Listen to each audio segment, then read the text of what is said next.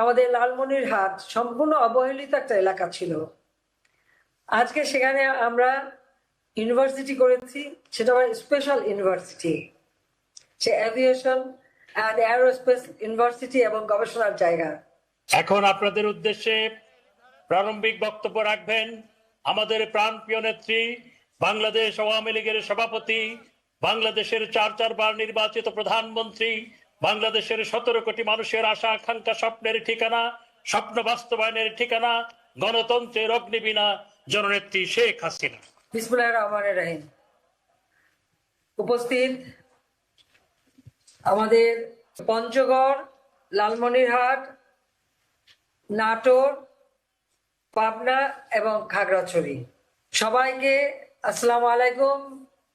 হিন্দু ভাই বোনদের আদাব এবং শুভেচ্ছা, সবাইকে শুভেচ্ছা জানাই। 2008 সালে ঘোষণা দিয়েছিলাম ডিজিটাল বাংলাদেশ গড়ে তুলব, আর তখনও কয়েকটা মিটিং আমি ডিজিটাল পদ্ধতিতে করেছিলাম। তো আজকে সেই ডিজিটাল বাংলাদেশ, সেই হিসেবেই আমি আপনাদের সামনে উপস্থিত হয়েছি। আর একই সাথে আমরা 5টা জেলার সঙ্গে সংযুক্ত হতে পেরেছি, এটাই আমাদের ডিজিটাল বাংলাদেশ। তা আমি খুবই আনন্দিত যে আপনাদেরকে এই মানে ভিডিও কনফারেন্সিং এর মাধ্যমে আমি দেখতে পাচ্ছি। সবাইকে আমার আন্তরিক শুভেচ্ছা জানাচ্ছি, এবং যারা এখানে আছেন বা যারা নেই, আপনাদের প্রত্যেক এলাকাবাসী, পঞ্চগড় এলাকাবাসী, নাটোর এলাকাবাসী, লালমনিরহাট, পাবনা, খাগড়াছড়ি, সবাইকে আমার আন্তরিক শুভেচ্ছা। 7 জানুয়ারি আমাদের নির্বাচন, সেই নির্বাচন সামনে রেখে এটা আমাদের নির্বাচনী সভা। আমি জাতির পিতা বঙ্গবন্ধু শেখ মুজিবুর রহমানের প্রতি শ্রদ্ধা জানাই জাতীয় 4 নেতার প্রতি, 23 লক্ষ শহীদের প্রতি, 2 লক্ষ মা বোনের প্রতি। জাতির পিতা আমাদের স্বাধীনতা দিয়ে গেছেন। সেই 48 সালে ভাষা আন্দোলন থেকে সংগ্রাম শুরু, মাতৃভাষায় কথা বলার অধিকার আদায়ের আন্দোলন, আমাদের স্বাধিকার আন্দোলন, 6 দফা বাংলার মুক্তি সনদ, 70-এর নির্বাচনে গোটা পাকিস্তানের সংখ্যাগরিষ্ঠতা অর্জন করেছিলেন জাতির পিতা বঙ্গবন্ধু শেখ মুজিব, কিন্তু মিলিটারি ডিক্টেটররা ক্ষমতা হস্তান্তর করেনি, বাঙালিদের তারা তুচ্ছ তাচ্ছিল্য করত। জাতির পিতার ডাকে সাড়া দিয়ে এদেশের মানুষ অস্ত্র তুলে নিয়ে যুদ্ধ করে বিজয় অর্জন করেছে। আমরা বিজয়ী জাতি। ডিসেম্বর মাস আমাদের বিজয়ের মাস, কাজে এই বিজয়ের মাসে সবাইকে আমার আবারও আন্তরিক শুভেচ্ছা যে আমরাই যুদ্ধ করে বিজয় অর্জন করেছি। মাত্র 3 বছর 7 মাস 3 দিন তিনি সময় পেয়েছিলেন একটা যুদ্ধ বিধ্বস্ত দেশ গড়ে তোলার। এই স্বল্প সময়ের মধ্যে বাংলাদেশকে স্বল্পোন্নত দেশে উন্নীত করে যান। দুর্ভাগ্যের বিষয়, যখন বাংলাদেশের মানুষের আর্থসামাজিক উন্নয়নকে আরো শক্তিশালী করা, ত্বরান্বিত করার পদক্ষেপ তিনি নিয়েছিলেন। ক্ষমতাকে বিকেন্দ্রীকরণ করে স্থানীয় সরকারের হাতে ক্ষমতা পৌঁছে দেওয়া, বাংলাদেশের প্রতিটি গ্রামের উন্নয়ন সাধন করা, অন্ন, বস্ত্র, বাসস্থান, শিক্ষা, স্বাস্থ্যের ব্যবস্থা করা, সেই কাজগুলি বাস্তবায়ন যখন তিনি শুরু করলেন, তখন তার সুফলও দেশবাসী পেতে শুরু করলো। তখনই ঘটলো 75 সালে 15ই আগস্ট হত্যাকাণ্ড। জাতির পিতা বঙ্গবন্ধু শেখ মুজিব, যিনি বাংলাদেশের রাষ্ট্রপতি, তাকে নির্মমভাবে হত্যা করা হয়। একই সাথে হত্যা করে আমার মা বেগম ফজিলাতুন্নেসা মুজিব, আমার ছোট্ট 3 ভাই, মুক্তিযোদ্ধা ক্যাপ্টেন শেখ কামাল এবং তার নবপরিণীত বধূ সুলতানা কামালকে, আমার আর এক ভাই মুক্তিযোদ্ধা লেফটেন্যান্ট শেখ জামাল, তার নবপরিণীত বধূ পারভিন জামাল এটিকে, আমার ছোট 10 বছরের ভাই শেখ রাসেলকে, আমার একমাত্র চাচা মুক্তিযোদ্ধা শেখ আবু রাসেল, যিনি পঙ্গু ছিলেন, তাকেও ঘাতকের দল ছাড়েননি। আমার বাবার military secretary brigadier Jamil Uddin এবং পুলিশ অফিসার সিদ্দিকুর রহমান সহ আমাদের পরিবারের, আমার মেজফুর বাড়ি, সেজফুর বাড়ি আক্রমণ করে আর সদস্যদের নির্মমভাবে হত্যা করে। 15ই আগস্টে যারা শাহাদাত বরণ করেছেন তাদের আপনার মাগফিরাত কামনা করি। আমার ছোট বোন আর আমি বিদেশেই ছিলাম। এই ঘটনার পরে আমরা দেশে আসতে পারিনি। তখন মিলিটারি ডিক্টেটর জিয়াউর রহমান ক্ষমতা দখল করে, ইনডেমনিটি অর্ডিন্যান্স দিয়ে খুনিদেরকে বিচারের হাত থেকে রেহাই দেয়। যুদ্ধ অপরাধী যাদের বিচার জাতির পিতা বঙ্গবন্ধু শেখ মুজিব শুরু করেছিলেন, তাদেরকে মুক্তি দিয়ে তাদেরকে ক্ষমতায় বসায়। আর আমাদেরকে দেশে আসা তো দূরের কথা, আমার ছোট বোনের পাসপোর্টটা পর্যন্ত রিনিউ করতে দেয়নি। আওয়ামী লীগের প্রতি আমি আমার কৃতজ্ঞতা জানাই। 81 সালে বাংলাদেশ আওয়ামী লীগ আমাকে দলের সভাপতি নির্বাচিত করে। আমি সিদ্ধান্ত নিয়ে দেশে ফিরে আসবো। রেহানাও আমার সাথে, সেও আমাকে মত দেয়, আমার ছেলে মেয়ের দায়িত্ব নেয়। আমার ছোট মেয়ে 8 বছরের, ছেলে 10 বছরের। মাতৃস্নেহ বঞ্চিত করে ফিরে আসি বাংলার মাটিতে। যেদিন আমি ফিরে আসি, আমি তো আমার কোনো যে আমার ভাইয়েরা আমাকে বিদায় দিয়েছিল এয়ারপোর্টে, কাউকে পাইনি, বাবা মাকে পাইনি। পেয়েছিলাম শুধু বনানীতে সারি সারি খবর। সেই শোক ব্যথা বুকে নিয়ে আমি বাংলাদেশে আসি। সেদিন ঘোষণা দিয়েছিলাম, এই বাংলাদেশের জনগণই আমার পরিবার, এই বাংলাদেশের মানুষই আমার আপনজন। তো একটা প্রত্যয় নিয়েই আমি এসেছিলাম যে স্বাধীনতার সুফল বাংলার মানুষের ঘরে ঘরে পৌঁছাবো, মানুষের অন্ন বস্ত্র বাসস্থান চিকিৎসার ব্যবস্থা করে মানুষের জীবন উন্নত করব, যেটা জাতির পিতার স্বপ্ন ছিল। আর সেই স্বপ্নটা বাস্তবায়ন করতে হবে। আর জনগণের যে ভোটের অধিকার কেড়ে নিয়ে ক্যান্টনমেন্টে বন্দি করা হয়েছিল, জনগণের অধিকার জনগণের হাতে ফিরিয়ে দেব, এই প্রত্যয় নিয়েই সংগ্রাম করেছি। অনেক ঘাত প্রতিঘাত, চড়াই উতরাই আমাদের পার হতে হয়েছে। আওয়ামী লীগের অগণিত নেতা কর্মী অত্যাচার শিকার হয়েছে, নির্যাতনের শিকার হয়েছে, কারাবরণ করেছে। তারপরেও সংগ্রামের মধ্য দিয়েই আমরা 21 বছর পর সরকারে আসি, জনগণের সেবক হিসেবে যাত্রা শুরু করি। অন্তত একটু দাবি করতে পারি, 96 থেকে 2001 সাল, 75-এর পরে 21 বছর পর বাংলাদেশের মানুষের জন্য এটা ছিল স্বর্ণযুগ।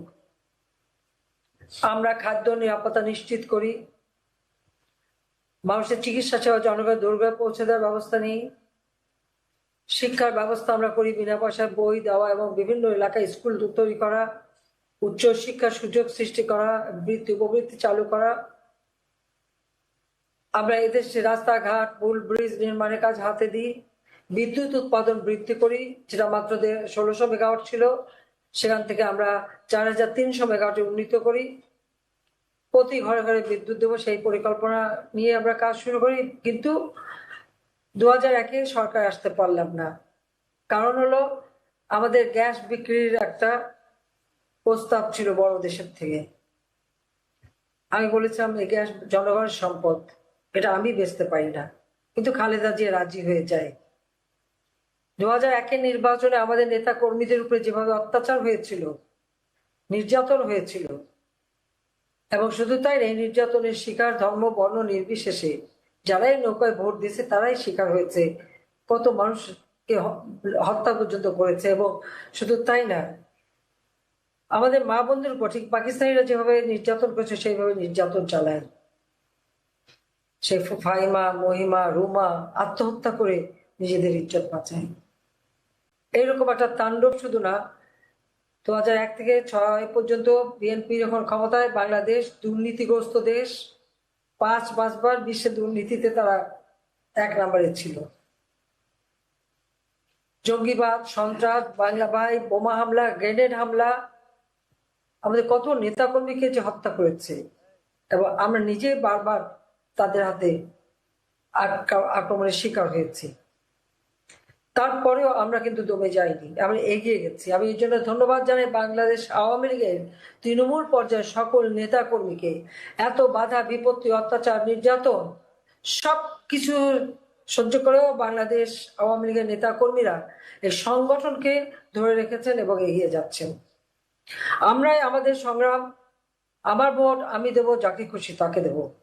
ভোট ও ভাতের অধিকার আদায়, এর মধ্য দিয়ে কিন্তু আমরা জনগণের ভোটের অধিকার নিশ্চিত করেছি। আমরা বাংলাদেশে রাজনীতিতে আজকে মানুষ ভোট দিতে পারে, মানুষের সেই ভোট দেওয়ার সুযোগ সৃষ্টি করেছি এবং আর্থসামাজিকভাবে উন্নতি করেছি। আজকে এমন কোনো জেলা নাই, এমন কোনো এলাকা নাই যেখানে আমরা উন্নয়ন করিনি বা উন্নয়নের ছোঁয়া লাগেনি। এই 15 বছরে আজকে বদলে গেছে বাংলাদেশ। উত্তরবঙ্গে এখন আর মঙ্গা দেখা দেয় না। আজকে পার্বত্য অঞ্চলে শান্তি প্রতিষ্ঠা করেছি, শুধু তাই না, সেখানে রাস্তাঘাট পুল ব্রিজ করে দিয়েছি। এই কিছুদিন আগে খাগড়াছড়িতে 45টি সেতু, অর্থাৎ আমরা 100 সেতু একই দিনে উদ্বোধন করি, যার 45টাই হচ্ছে এই খাগড়াছড়ি সহ পার্বত্য চট্টগ্রামে। ঠিক একইভাবে বাংলাদেশের প্রতিটি অঞ্চল, আজকে পঞ্চগড়ের চা বাগান থেকে শুরু করে সার্বিক উন্নয়ন, বাংলা বন যে আমাদের স্থল বন্দর সেটাকে উন্নত করা থেকে শুরু করে যোগাযোগ ব্যবস্থার উন্নতি আমরা করেছি এবং কর্মসংস্থানের ব্যবস্থা করে দিয়েছি। ঠিক সেইভাবে নাটোরের কাঁচাগোল্লা এখন ইউনেস্কো কর্তৃক আমাদের ঐতিহ্য পেয়েছে, সেটাও বড় কথা। ঠিক নাটোরের উন্নয়ন, সেই সাথে সাথে আমাদের লালমনিরহাট সম্পূর্ণ অবহেলিত একটা এলাকা ছিল, আজকে সেখানে আমরা ইউনিভার্সিটি করেছি, সেটা special university, say aviation and aerospace university এবং গবেষণার জায়গা। সেই সাথে সাথে নাটোরের সাথে রংপুর যোগাযোগ, নাটোরের সাথে গঙ্গাচড়া পর্যন্ত ব্রিজ করে দিয়েছি।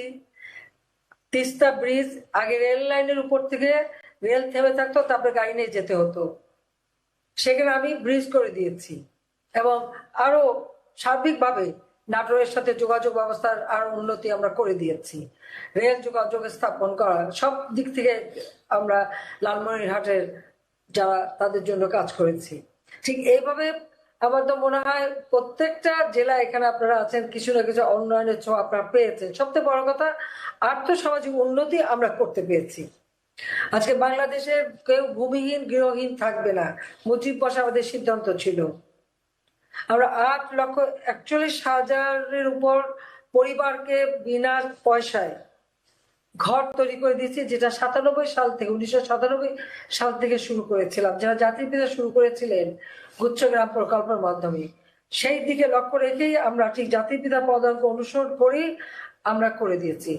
আমাদের গৃহীত পদক্ষেপের ফলে আজকে 21টি জেলা এবং 334টি উপজেলা ভূমিহীন গৃহহীন মুক্ত হয়েছে। ইনশাআল্লাহ আগামীতে যদি আবার সরকার গঠন করতে পারি, প্রতিটি জেলায় প্রতিটি মানুষ তার ঠিকানা পাবে, ঘর পাবে এবং প্রতিটি জেলা হবে ভূমিহীন গৃহহীন মুক্ত একটি জেলা, অর্থাৎ প্রত্যেকটা মানুষ সেখানে নিজের মতো বাঁচতে পারবে, সেই ব্যবস্থা আমরা করেছি। পাশাপাশি জীবিকার ব্যবস্থা করেছি। আমরা সামাজিক নিরাপত্তা কর্মসূচি 96 সালে যখন আসি, তখনই বয়স্ক ভাতা, বিধবা ভাতা, প্রতিবন্ধী ভাতা, মুক্তিযোদ্ধাদের ভাতা আমরা চালু করি। আজকে আমাদের 115টা সামাজিক নিরাপত্তা কর্মসূচি বাস্তবায়ন হচ্ছে, যার উপকারভোগী 10 কোটির উপর মানুষ। সেখানে আমরা প্রতিবন্ধী 29,10,000 জন ভাতা পাচ্ছে, বিধবা ও স্বামী নিগৃহীতা 26 লক্ষ জন ভাতা পাচ্ছে, বয়স্ক ভাতা সেটা নারী পুরুষ উভয়ই প্রায় 18 লক্ষ জন এই ভাতা পাচ্ছেন। তাছাড়া আমরা খাদ্য নিরাপত্তা কর্মসূচি এবং কর্মসংস্থানমূলক কার্যক্রম, সেই কার্যক্রম আমরা চালু করছি। যে সমস্ত সময় এলাকায় আরো দুর্ভিক্ষ হতো, সেখানে আরো বেশি এই কর্মসূচি দিচ্ছি। এর ফলে প্রায় 4,61,15,756 জন এই ভাতার উপকারভোগী, তা কিছু কাজ করে বা তাদেরকে খাদ্য নিরাপত্তা আমরা নিশ্চিত করেছি। আমাদের শিক্ষাক্ষেত্রে আমরা বৃত্তি উপবৃত্তি দিচ্ছি, বিনা পয়সায় বই দিচ্ছি। এই জানুয়ারি মাসের 1 তারিখ থেকে আমরা বই দেওয়া শুরু করি। বাবা মাকে পয়সা খরচ করে বই কিনতে হয় না, সেই দায়িত্বটা আমি নিয়েছি। কারণ আমি মনে করি শিক্ষিত জনগোষ্ঠী ছাড়া একটা দেশ দারিদ্র্যমুক্ত হতে পারে না, একটা দেশ উন্নতি করতে পারে না। সেই জন্য আমরা এই ব্যবস্থাটা নিয়েছি। আমরা যেমন প্রাইমারি থেকে মাধ্যমিক পর্যন্ত বৃত্তি দিই এবং প্রাইমারি শিক্ষার্থীদের বেতন বা বৃত্তিটা এবং সব বৃত্তি সরাসরি চলে যায়, প্রাইমারিটা যায় মায়ের নামে। ঠিক আমরা উচ্চ শিক্ষার ব্যবস্থা করেছি, উচ্চ শিক্ষার জন্য এবং গবেষণার জন্য আমরা বৃত্তি দিই, উপবৃত্তি, বৃত্তি, গবেষণা ভাতা। এই ভাতার প্রায় সর্বমোট 3,94,10,756 জন শিক্ষার্থী এই ভাতা প্রাপ্ত হচ্ছেন। তাদের বাবা মার উপর চাপ কমছে, আর আমাদের ছেলেমেয়েরা বিজ্ঞান প্রযুক্তি শিক্ষার সুযোগ পাচ্ছে, সেই ব্যবস্থাটা আমরা করে দিয়েছি। এবং আমরা যে সাধারণ মানুষ তারা যেন অন্তত না খেয়ে কষ্ট না পায় সেদিকে লক্ষ্য রেখে আমরা যেমন ভিজিএ, ভিজিডি, ভিডব্লিউবি, টিআর, কাবিকা, টাবিকা, ইজিপিপি, ওএমএস বিভিন্নভাবে খাদ্য বান্ধব কর্মসূচি আমরা চালু রেখে দিয়েছি। কারণ আমি জানি কোভিড-19 অতিমারি, তার প্রভাব সারা বিশ্বব্যাপী অর্থনৈতিক মন্দা, প্রতি জিনিসের দাম বেড়ে গেছে, তার উপর ইউক্রেন রাশিয়ার যুদ্ধ, যার ফলে পরিবহন ব্যয় বেড়ে গেছে। খাদ্য পণ্য যে আমাদের আমদানি করতে হয়, যেমন গম অথবা ভোজ্য তেল, চিনি, তাছাড়া আমাদের জ্বালানি তেল, এলএনজি, এগুলো আমদানি করতে অনেক বেশি দাম বেড়ে গেছে।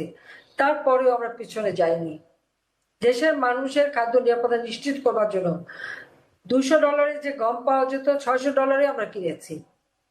$800 যে জাহাজ ভাড়া ছিল সেটা আমরা মানে $3,000 দিয়ে বা কোথাও $5,000 দিয়ে, $8,000 দিয়েও আমরা ভাড়া করে খাবার নিয়ে আসছি, বা তেল নিয়ে আসছি, বা আমাদের যা যা প্রয়োজন নিয়ে আসছি। কেন? দেশের মানুষ যেন কষ্ট না পায় সেদিকে আমরা তাকিয়েছি। বিনা পয়সায় ভ্যাকসিন দিয়েছি কোভিড-19 সময়, পৃথিবীর কোনো দেশ দেয়নি, কিন্তু বাংলাদেশ দিয়েছে। আমি 2 হাতে পানির মতো টাকা খরচ করেছি আমাদের দেশের মানুষকে বাঁচাবার জন্য, সেটাই আমাদের ছিল অগ্রাধিকার, সেটা আমরা সফলভাবে করতে পেরেছি। কাজে আমরা শ্রমিকদের মজুরি বৃদ্ধি করেছি। এইভাবে প্রত্যেকটা ক্ষেত্রে আমরা কাজ করে যাচ্ছি। আজকে আমাদের ছেলেমেয়েদের লেখাপড়া এবং বিশেষ করে ভোকেশনাল ট্রেনিং এর উপর আমরা গুরুত্ব দিয়েছি, কারণ আমরা দক্ষ জনশক্তি করতে চাই। আমি বিশ্বাস করি যে পৃথিবী এগিয়ে যাচ্ছে, বিজ্ঞান প্রযুক্তির যুগ, এই প্রযুক্তি শিক্ষাটা সেটা সবচেয়ে বেশি গুরুত্বপূর্ণ। আমরা প্রযুক্তি শিক্ষার উপর গুরুত্ব দিয়েছি, কারণ চতুর্থ শিল্প বিপ্লব আসবে, তার উপযুক্ত জনশক্তি করতে হবে। সেদিকে লক্ষ্য রেখেই আমরা এই পদক্ষেপগুলি হাতে নিয়েছি। আমাদের দেশের মানুষের কল্যাণের জন্য আজকে বাংলাদেশে আমরা বিভিন্ন কার্যক্রম হাতে নিয়ে তা বাস্তবায়ন করে যাচ্ছি। কেন যাচ্ছি? দেশের মানুষজন একটু ভালো থাকে, সুস্থ থাকে, সেদিকে খেয়াল রেখেই আমরা এটা করে যাচ্ছি। কারণ আমাদের দেশের উন্নয়নটাই হচ্ছে সবচেয়ে বড় কথা। আমি ইতিমধ্যে আপনাদেরকে যখন কোভিড-19 অতিমারি দেখা দেয় সারা বিশ্বব্যাপী খাদ্য মন্দা, তখন আহ্বান করেছি 1 ইঞ্চি জমিও যেন অনাবাদি না থাকে। আসলে বাংলাদেশের মাটি তো সোনার মাটি। স্বাধীনতার পর জাতির পিতাকে অনেক সাংবাদিক জিজ্ঞেস করেছিলেন যে আপনার এখানে তো কিছুই নাই, কোনো সম্পদ নাই, আপনি কি দিয়ে দেশ গড়বেন? জাতির পিতা বঙ্গবন্ধু শেখ মুজিব বলেছিলেন, আমার মাটি আছে, মানুষ আছে, আমি মাটি মানুষ দিয়েই আমি দেশ গড়ব। এবং সেটাই হলো বাস্তব। তা আমি আপনাদের আবারও আহ্বান করি, কারণ বিশ্বব্যাপী খাদ্য মন্দা কিন্তু রয়ে গেছে, কিন্তু আমাদের দেশের মানুষের জন্য কষ্ট না হয় তার জন্য আমরা আহ্বান করছি 1 ইঞ্চি জমি অনাবাদি থাকবে না, প্রতি জমিতে ফসল ফলাতে হবে, নিজের খাবার আমরা নিজে নেব, কারো হাতে হাত পেতে চলবো না, কারো মুখাপেক্ষি আমরা হব না আমাদের। এবং সেটা করলে যে পারা যায় সেটা কিন্তু আমরা প্রমাণ করেছি। আর আমি যখন বলি আগে নিজে করি, আমার যত দাদার বাড়িতে আমার যত জমি ছিল যা অনাবাদি, সেগুলো সাফ করে আমরা কিন্তু ইতিমধ্যে ফসল উৎপাদন শুরু করে দিয়েছি। এমনকি গণভবন এখন একটা খাবার বাড়ি হয়ে গেছে, সেখানে আমি সবই উৎপাদন করতে পারি, সে ব্যবস্থাও আমি নিয়েছি। কারণ কাউকে কিছু উপদেশ দিতে গেলে নিজেরটা তো আগে করতে হয়। এইভাবে আমরা কিন্তু আর উন্নয়নের কথা, আজকে রেল যোগাযোগ আমরা বৃদ্ধি করেছি, আজকে সড়ক যোগাযোগের উন্নতি হয়েছে, আজকে লঞ্চ যোগাযোগ, নদীগুলি ড্রেজিং করে দিচ্ছি, হাওড় এলাকার উন্নতি করে দিচ্ছি, সমস্ত বাংলাদেশটাকে একটা উন্নয়নের ছোঁয়া পেয়েছে। যে পার্বত্য চট্টগ্রাম একসময় মানে যাতায়াত কঠিন ছিল, সেখানে আমরা শুধু সড়ক করে দেওয়া না, আমরা বর্ডারেও কিন্তু রাস্তা তৈরি করে দিচ্ছি, বর্ডার পোস্ট করে দিচ্ছি। প্রায় 162টা বর্ডার পোস্ট ইতিমধ্যে আমরা তৈরি করেছি। এমনকি আমরা আমাদের সুন্দরবন এলাকা নীলকমল ওখানে ফ্লোটিং বর্ডার পোস্ট আমরা করে দিয়েছি। আমাদের দেশের নিরাপত্তা এবং আমরা জানি ভারতের সাথে আমাদের যে চুক্তি ছিল 25 বছর মেয়াদী চুক্তি, যেখানে আমাদের ছিটমহল বিনিময়ের কথা ছিল, দুর্ভাগ্যের বিষয় জাতিপিতা এটা করে আইন করে দিয়ে গিয়েছিলেন এবং সংসদে পাশও করে দিয়েছিলেন, ভারতে সেটা তখনও করেনি। কিন্তু 75-এর পরে যারা ক্ষমতা এসেছিল তারা কেউ কিন্তু এই ব্যাপারে কোনো উদ্যোগই নেয়নি, কোনো উদ্যোগ নেয়নি। আমি সরকার আসার পর থেকে এটা প্রচেষ্টা চালিয়েছি এবং সেটা আমরা সমাধান করেছি। আজকে আমাদের পুরো বাংলাদেশের যে স্থল সীমানা চুক্তি সেটা আমরা বাস্তবায়ন করেছি, ছিটমহল বিনিময় করেছি। সবচেয়ে বেশি ছিটমহল তো পঞ্চগড়েই বিনিময় হয়েছে এবং সব থেকে শান্তিপূর্ণভাবে ছিটমহল বিনিময় পৃথিবীতে আমরা একটা দৃষ্টান্ত স্থাপন করেছি, যা অনেকে করতে পারেনি। অনেকে তো যুদ্ধ বাধায়, আমরা যুদ্ধ বাধাইনি, আমরা আলোচনার মধ্যে দিয়ে এটা সমাধান করে দিয়েছি সুন্দরভাবে, যেটা হয়তো সারা পৃথিবীতে একটা দৃষ্টান্ত হতে পারে। এভাবে আমরা কাজ করছি। আজকে আমাদের ছেলে মেয়েদের প্রযুক্তি শিক্ষা, কম্পিউটার শিক্ষা আমরা দিয়ে যাচ্ছি। আমরা কম্পিউটার ল্যাব তৈরি করেছি স্কুলে স্কুলে। তাছাড়া আমরা কম্পিউটার ট্রেনিং সেন্টার এবং সেই সাথে ইনকিউবেশন সেন্টার করে সেখানে আমরা ট্রেনিং দিচ্ছি। আমরা হাইটেক পার্ক করে দিচ্ছি, নতুন কর্মসংস্থানের ব্যবস্থা করে দিচ্ছি, প্রত্যেকটা এলাকায় 100টা অর্থনৈতিক অঞ্চল করে দিচ্ছি। তাছাড়া আমাদের এই জঙ্গিবাদ সন্ত্রাস এর বিরুদ্ধে জিরো টলারেন্স আমরা ঘোষণা দিয়েছি এবং আমাদের ইসলাম ধর্ম শান্তির ধর্ম, কেউ যেন জঙ্গিবাদের সাথে সম্পৃক্ত না হয় সে ব্যবস্থা আমরা নিয়েছি। আমরা প্রায় 562টা মসজিদ, বিশেষ মডেল মসজিদ এবং ইসলামিক সাংস্কৃতিক কেন্দ্র নির্মাণ করে দিচ্ছি। একই সাথে আমরা অন্যান্য ধর্মাবলম্বী যারা যেমন মন্দির অথবা পেগোডা সেগুলো আমরা কিন্তু উন্নত করে দিচ্ছি। অর্থাৎ বাংলাদেশের ধর্ম বর্ণ নির্বিশেষে সকলের সার্বিক উন্নয়নে আমরা কাজ করে যাচ্ছি। আজকে আমরা স্পেশাল পেনশন স্কিম করে দিয়েছি।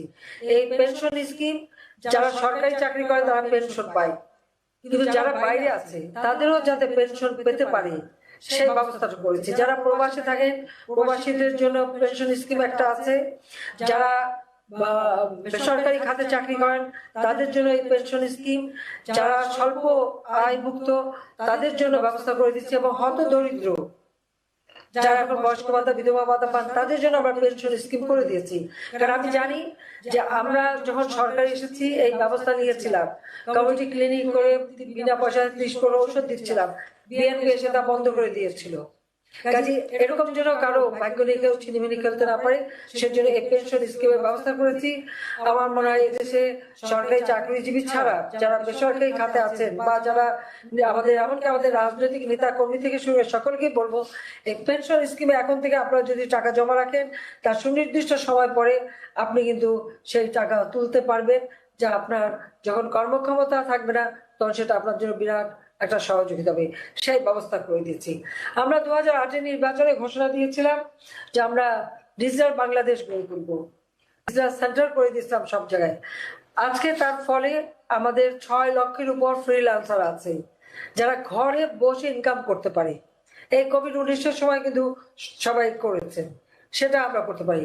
কাজে আমাদের এটাই লক্ষ্য যে আমাদের অর্থনৈতিক অবস্থা বা আমাদের উন্নয়নটা এটা হচ্ছে সাস্টেনেবল ডেভেলপমেন্ট হবে, অর্থাৎ যে ডেভেলপমেন্টটা যে উন্নয়নটা স্থায়ী হবে, যার মধ্য দিয়ে জনগণ সুযোগ পাবে তাদের আর্থসামাজিক উন্নয়নে এবং উন্নয়ন বান্ধব পরিবেশ বান্ধব স্থায়ী উন্নয়ন কর্মসূচি আমরা বাস্তবায়ন করব। আমাদের ছেলে মেয়েদের অনেক মেধা আছে, সেই মেধা অন্বেষণ করে সেই মেধা কাজে লাগিয়ে তাদের দক্ষতা এবং তাদের জন্য প্রযুক্তি জ্ঞান দিয়ে তাদেরকে উপযুক্ত নাগরিক হিসেবে আমরা গড়ে তুলব। আমাদের অর্থনীতি, সেই অর্থনীতিও উন্নত অর্থনীতি হবে, অর্থাৎ স্মার্ট ইকোনমি। সেখানে আমরা যেটা আমাদের সমাজ ব্যবস্থা যেটা অগ্রসরমান থাকবে, অপ্রতিরোধ্য গতিতে বাংলাদেশ যে উন্নয়ন করে যাচ্ছে সেটা যেন অব্যাহত থাকে। আমরা উন্নত উদার অগ্রসরমান অসাম্প্রদায়িক চেতনার বাংলাদেশ গড়ব। ধর্ম বর্ণ নির্বিশেষে সকলেই যেন সমানভাবে বাঁচতে পারে, সুষম উন্নয়ন হয়, ধনী দরিদ্র সকলের জন্য সুষম উন্নয়ন নিশ্চিত করা, সেটাই আমরা করতে চাই। আমাদের বাংলাদেশকে আমরা দুর্নীতিমুক্ত এবং সুষম উন্নয়নের দিকে প্রতিষ্ঠা করতে চাই, কারণ এই দুর্নীতি সব থেকে সমাজকে ক্ষতিগ্রস্ত করে। কিছু লোক হঠাৎ আঙুল ফুলে কলা গাছ হয়, আর সৎভাবে যারা জীবনযাপন করে তাদের জীবনটা দুর্বিষহ হয়। সেই কারণে দুর্নীতির বিরুদ্ধে জিরো টলারেন্স আমরা ঘোষণা দেব, এবং দুর্নীতির বিরুদ্ধে ন্যায় এবং এবং সমতা ভিত্তিক সমাজ গড়ে তোলা, অর্থনীতিকে ন্যায় ও সমতা ভিত্তিক করা এবং মানুষের জীবন মান উন্নত করা, সেটাই আমাদের লক্ষ্য। আমরা স্বচ্ছতা জবাবদিহিতা নিশ্চিত করতে চাই, সেভাবেই আমরা এই দেশকে গড়ে তুলতে চাই। কাজে স্মার্ট বাংলাদেশ মানে শুধু একটা শব্দ না, এর সঙ্গে অন্তর্নিহিত অর্থ হচ্ছে সার্বিকভাবে বাংলাদেশের উন্নয়নটাকে স্থায়ী বন্দোবস্ত করে আমাদের প্রজন্মের পর প্রজন্ম যেন এই সুফলটা ভোগ করতে পারে। সেজন্য আমরা ঠিক করেছি, প্রেক্ষিত পরিকল্পনা তৈরি করে দিয়েছি, 2041 সালের মধ্যে বাংলাদেশ হবে স্মার্ট বাংলাদেশ। আমরা এখানে থেমে থাকিনি, আমাদের এই বদ্বীপটা যেন জলবায়ুর অভিঘাত থেকে রক্ষা পায় এবং আমাদের দেশের মানুষ যেন নিরাপদে বাস করতে পারে, নদী ভাঙ্গন বা প্রাকৃতিক দুর্যোগ থেকে যেন মুক্ত হয়, তার জন্য আমরা ডেল্টা প্ল্যান 2100 করে দিয়েছি।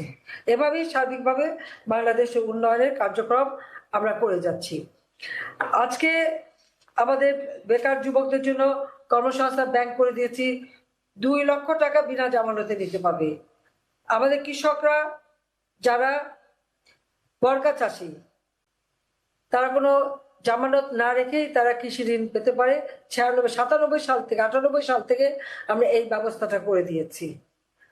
আজকে আমাদের কৃষকদের আমরা উপকরণ কার্ড দেই, 2 কোটির উপর কৃষক এই উপকরণ কার্ড পায়। 10 টাকায় ব্যাংক অ্যাকাউন্ট খুলতে পারে, ভর্তুকি টাকা ব্যাংকে সরাসরি তাদের কাছে যায়। বিএনপির আমলে এই কৃষকরা সার চেয়েছিল বলে তাদের গুলি করে হত্যা করা হয়েছিল। আজকে আমাদের কৃষকদের সারের পিছনে ছুটতে হয় না, সার কৃষকের বাড়ি তার হাতে যে পৌঁছায়। আওয়ামী লীগ সরকার এসে সেই ব্যবস্থাটা আমরা করে দিয়েছি। আমরা এদেশের মানুষের কল্যাণে কাজ করি। আর বিএনপির কাজটা কি? জ্বালাও পোড়াও অগ্নি সন্ত্রাস, এটাই তারা করে, এটাই তারা ভালো বোঝে, এটাই তারা জানে। নির্বাচনে তারা আসবে না, আসবে কিভাবে বলেন তো? 2008-এর নির্বাচনের কথা চিন্তা করেন, সেই নির্বাচন নিয়ে তো কারো কোনো অভিযোগ নাই, কেউ তো কোনো কথা বলতে পারে না। 2008-এর নির্বাচনের ফলাফলটা কি ছিল? সেই নির্বাচনে বিএনপির নেতৃত্বে 20 দলীয় জোট, তারা পেয়েছিল মাত্র 30টা সিট, আর আওয়ামী লীগ এককভাবে পেয়েছিল 233টা সিট। এই কথাটা কিন্তু সকলে মনে রাখতে হবে। তারা এখন বড় বড় কথা বলে, ভোটের কথা বলে, ওরা ভোটের কি বোঝে? বিএনপির জন্মটা হচ্ছে কার দ্বারা? একটা অবৈধভাবে সংবিধান লঙ্ঘনকারী, সেনা আইন লঙ্ঘনকারী, সেনা রুলস লঙ্ঘনকারী, ক্ষমতা দখলকারী এক জেনারেলের পকেট থেকে। জিয়াউর রহমান অবৈধভাবে ক্ষমতা দখল করেছে, হ্যানা ভোট দিয়ে জনগণের ভোট চুরি করার কার্যক্রম শুরু করেছে। ক্ষমতায় বসে থেকেই একদিকে সেনাপ্রধান, আবার ওদিকে রাষ্ট্রপ্রধান, আবার ইলেকশনও করেছে, যেটা সেনা আইন বিরোধী, সেনা রুলস বিরোধী, সংবিধান বিরোধী। আর সেই অবৈধভাবে ক্ষমতা দখলকারীর পকেট থেকে বেরোলো একটা দল, বিএনপি। কাজে তাদের কাজে সবকিছুই অবৈধ, তারা মানুষকে মানুষ হিসেবে গণ্য করে না। নইলে আপনারা চিন্তা করে দেখেন, রেলে আগুন দিয়ে কিভাবে মানুষ পড়ালো, একটা মা তার ছোট বাচ্চাকে বাঁচানোর জন্য বুকে ধরে রাখছে মা, সেই অবস্থায় মরে কাঠ হয়ে গেছে। বাসের ভিতরে হেল্পার ঘুমিয়ে আছে, আগুন দিয়েছে, হেল্পার পুড়ে শেষ। ঠিক 13-14 কথা চিন্তা করেন, 2013 সাল 14 সালে একই ঘটনা তারা ঘটিয়েছে। ছেলেকে বসিয়ে রেখে ট্রাকে, বাবা গেছে বোধহয় পানি আনতে, ট্রাকে আগুন দিয়ে ছেলে কাঠকয়লা হয়ে পড়ে আছে, আগুনে ঝলসে যাচ্ছে, বাবা কিছুই করতে পারেনি। এইভাবে তারা সারা বাংলাদেশে তাণ্ডব করেছে। সেই 5ই জানুয়ারি নির্বাচন ঠেকানোর নামে 582টা স্কুল, 70টা সরকারি অফিস, 6টা ভূমি অফিস এবং 3252টা গাড়ি, 29টা রেল, 9টা লঞ্চে আগুন দিয়ে পুড়িয়েছিল, ধ্বংসযজ্ঞ চালিয়েছিল। এমনকি জজের এজলাসেও তারা আগুন দেয়, বোমা মেরে ঝালকাঠিতে জজ হত্যা করলো, গাজীপুরে আইনজীবীদের আক্রমণ করলো, সেখানে তারা বোমা মেরে আহত করলো। এই তো বিএনপি চরিত্র। আর এখন আবার শুরু করেছে সে অগ্নিসন্ত্রাস, বাসে আগুন দিচ্ছে, গাড়িতে আগুন দিচ্ছে, রেলে আগুন দিচ্ছে। নতুন কোচ আমরা কিনেছি, মানুষ শান্তিতে চলাফেরা করবে, মানুষের শান্তি দেখলে ওদের মনে অশান্তি জাগে। আর একটা কুলাঙ্গার আছে, 2001 সালে সেই হাওয়া ভবন খুলে দুর্নীতি করতো, আর তার পাওয়া না দিলে আর কেউ ব্যবসা পেত না। সেই হাওয়া ভবনের খাওয়া শেষ না করা পর্যন্ত তার শান্তি ছিল না, খেতে খেতে সবই খেয়ে ফেলেছে। মানি লন্ডারিং, অস্ত্র চোরা কারবারি, সেই 10 ট্রাক অস্ত্র চোরা কারবারি, দুর্নীতি, এবং যে দুর্নীতি ধরেছে আমেরিকার গোয়েন্দা সংস্থা, এবং সেই গোয়েন্দা সংস্থা FBI লোক এসে সাক্ষী দিয়ে গেছে ওই খালেদা জিয়ার ছেলে তারেকের বিরুদ্ধে, যে কারণে তার শাস্তি হয়েছে। আর 2007 সালে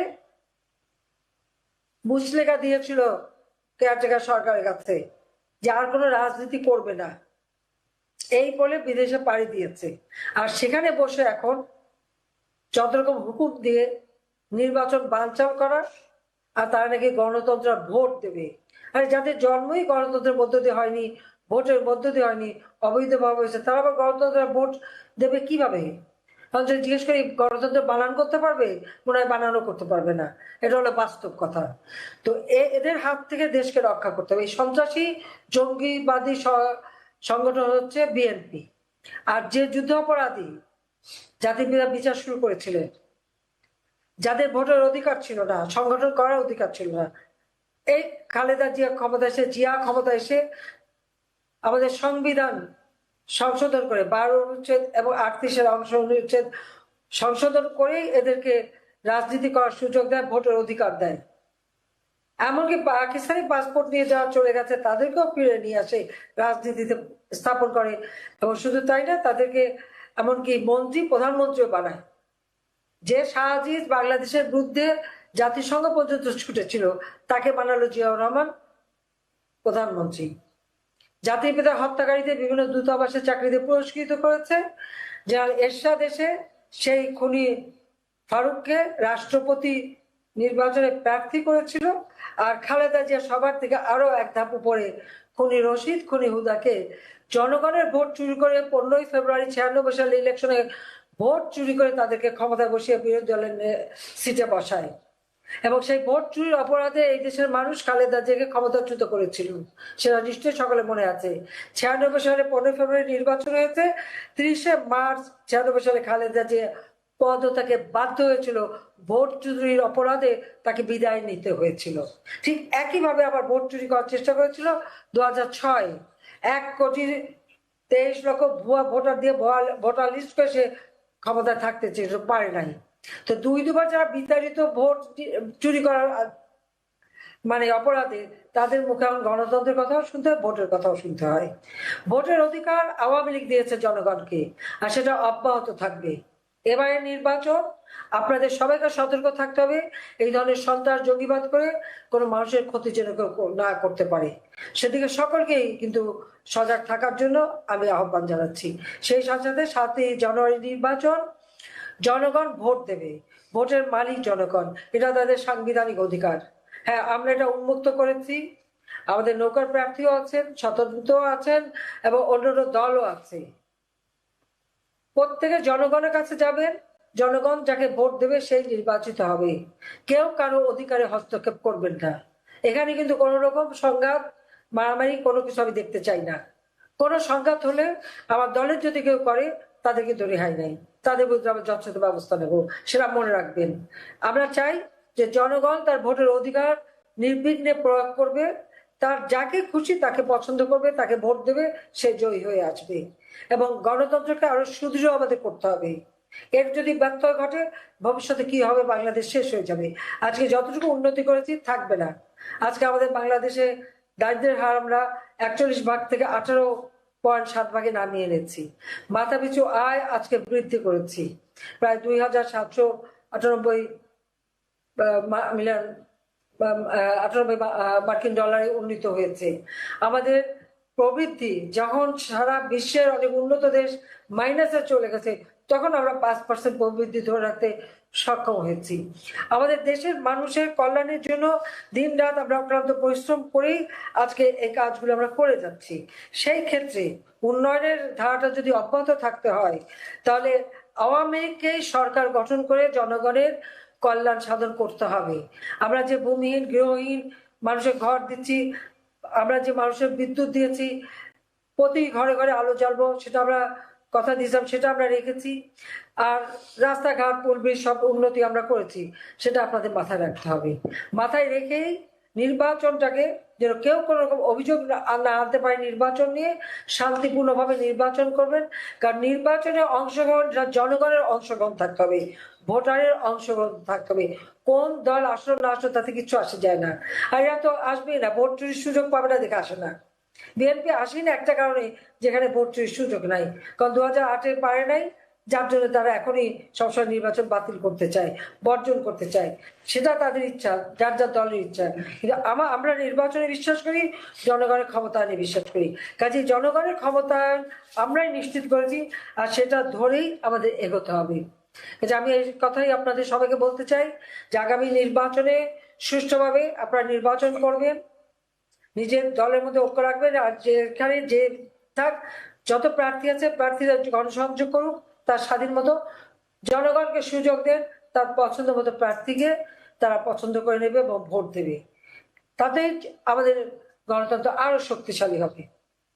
যারা নির্বাচনে এসেছেন সবাইকে ধন্যবাদ জানাই।